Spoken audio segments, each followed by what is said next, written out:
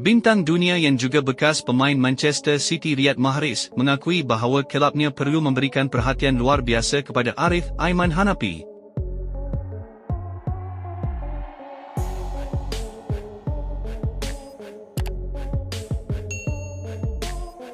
Dalam satu kenyataan baru-baru ini, Mahrez yang terkenal dengan sentuhan magis first touch, beliau tidak segan silu memuji kualiti yang ada pada pemain muda JDT itu.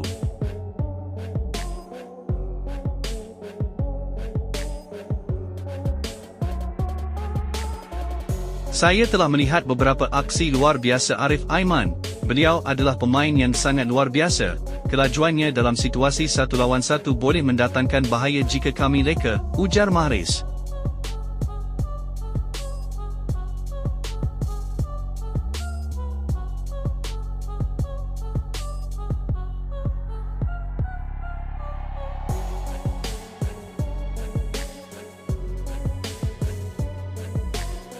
Kehadiran Arif Aiman dijangka akan menjadi duri dalam daging buat benteng pertahanan Al Ahly pada Jumaat ini.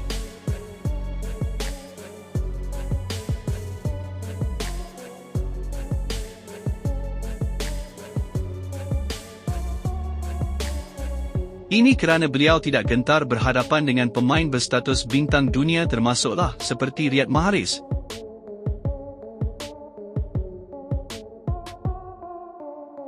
Arif Aiman bukan sekadar membawa bola, tetapi juga tajam di hadapan gol.